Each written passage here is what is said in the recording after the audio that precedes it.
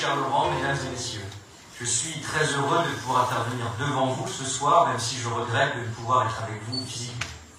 L'histoire de Pierre de Saint-Roman, que je dois avouer avoir découverte en détail lorsque Laurent Esquenet m'a parlé de cet événement qu'il souhaitait organiser à l'Assemblée nationale, et de celles qui ont marqué une époque.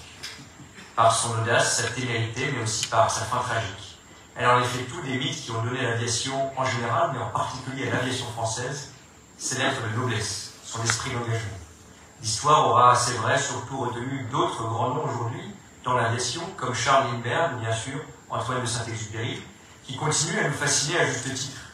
Comment ne pas l'être face au récit de ces aventuriers un peu fous parfois, toujours admirables, partant à la conquête du monde en solitaire ou presque, et qui nous remémoraient les riches heures des grandes découvertes des siècles passés.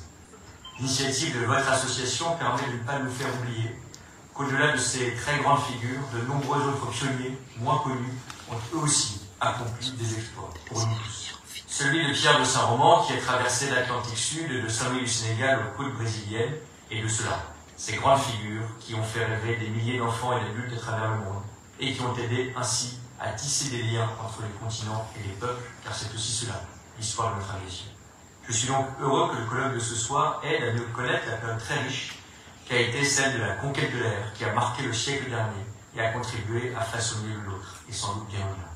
Aujourd'hui, vous le savez, le monde de l'aviation est à un moment décisif de son histoire. Un nouveau chapitre s'écrit, il doit se réinventer pour répondre à de nouveaux impératifs, au premier rang desquels la décarbonation. Après la phase des pionniers, après celle de la démocratisation, c'est cette décarbonation pour tous que nous devons réussir. Nous avons déjà longuement échangé à ce sujet. Des efforts importants sont entrepris et vont devoir continuer à l'être avec le soutien de l'État.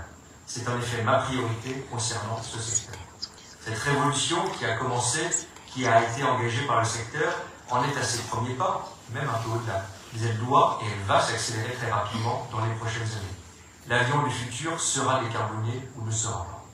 Cela suppose donc des innovations, de nouveaux types d'avions, des essais, des premières fois, là encore. C'est ainsi une nouvelle ère, des grandes premières, des grandes découvertes, qui s'ouvrent devant nous dans la droite ligne des exploits du début du XXe siècle, comme celui de votre héros, mais évidemment avec une fin plus heureuse.